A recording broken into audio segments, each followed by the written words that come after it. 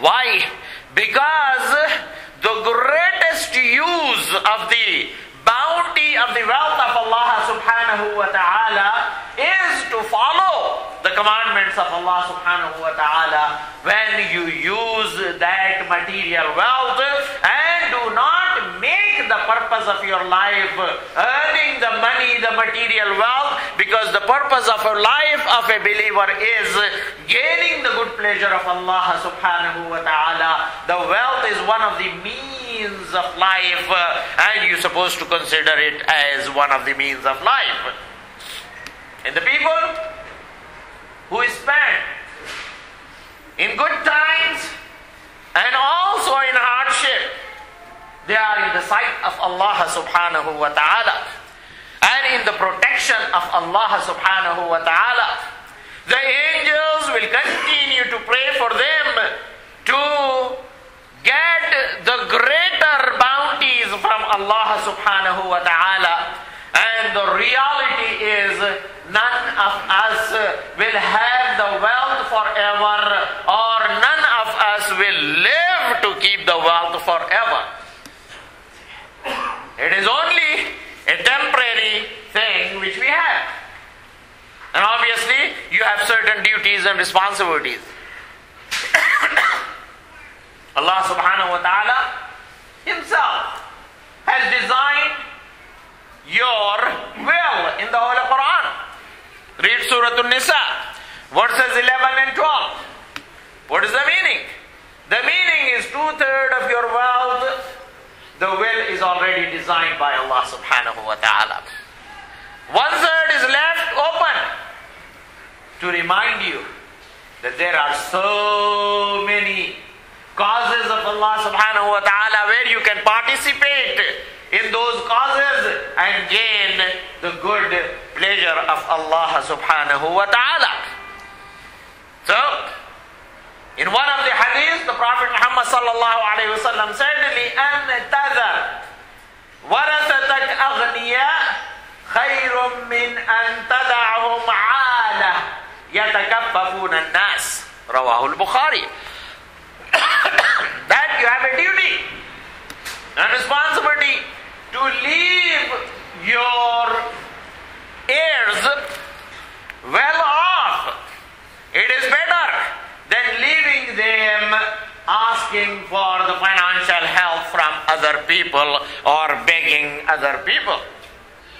But that does not mean that because of your family and because of your children and because of their future, you neglect your duties and responsibilities towards the poor and needy. You neglect your duties and responsibilities in bridging the gap between the rich and poor.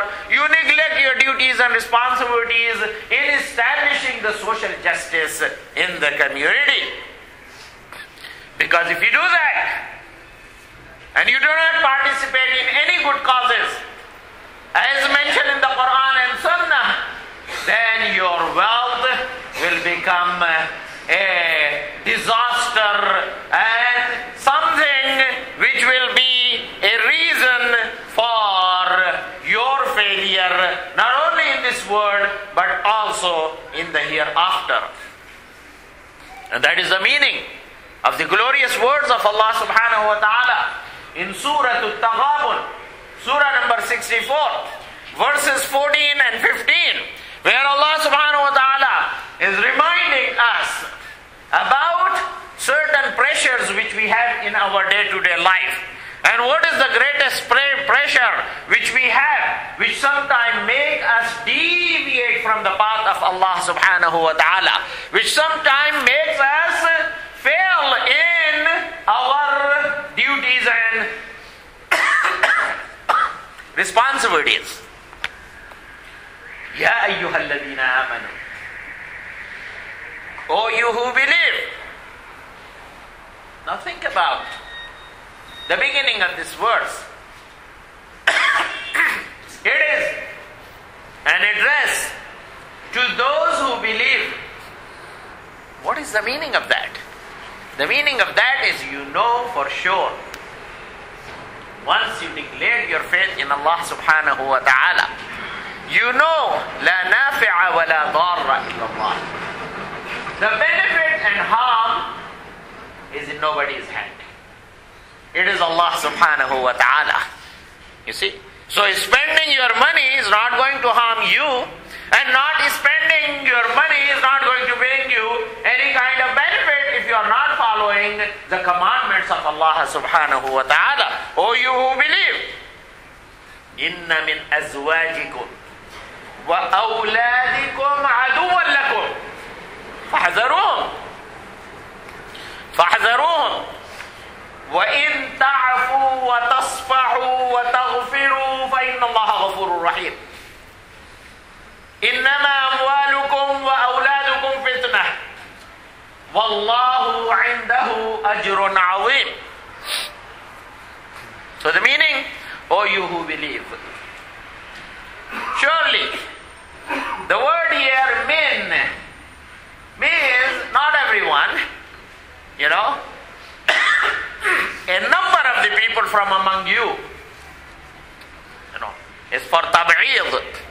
Men for tab'id, the number of the people, some people from among you, some of your wives and some of your children are aduwwan lakum. Now there is a linguistic point. Here azwaj and awlad are used in plural, but the word enemy is used in singular, aduwwan lakum. Allah subhanahu wa ta'ala did not say a'dan lakum. Why? Because the test come in many different ways.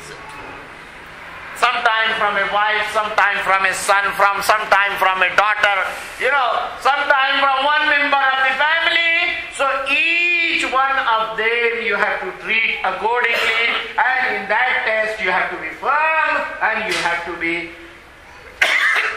following the commandments of Allah subhanahu wa ta'ala. And the word is فَاحْذَرُوهُمْ. Allah subhanahu wa ta'ala reminding you. He's saying to you, beware of them. فَاحْذَرُوهُمْ. Because sometime a wife will come up with some demand that will be disobedience to Allah. A son may come up with some demand that is disobedience to Allah subhanahu wa ta'ala.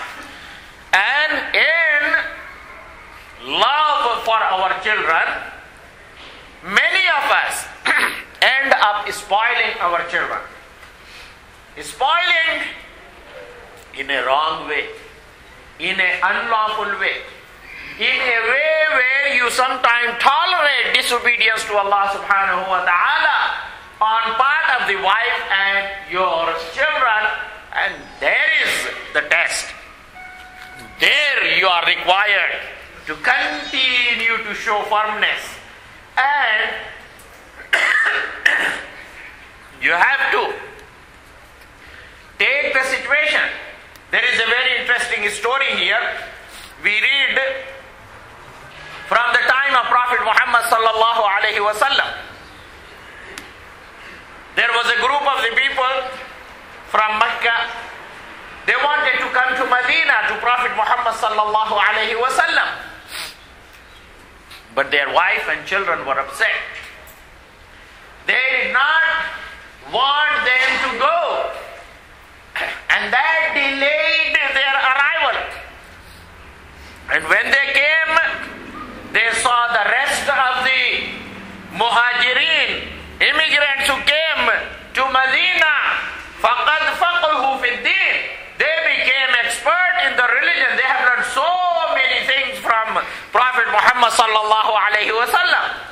فَهَمُّوا أَنْ يُعَاقِبُوهُمْ. So they wanted to punish their family and their children for that reason. So Allah subhanahu wa ta'ala revealed, وَإِن تَعْفُوا, and if you forgive, وَتَصْفَحُوا, and overlook, وَتَغْفِرُوا, and cover their faults. فَإِنَّ اللَّهَ غَفُورٌ رَحِيمٌ. Allah subhanahu wa ta'ala himself covers the fault of the people and he is merciful.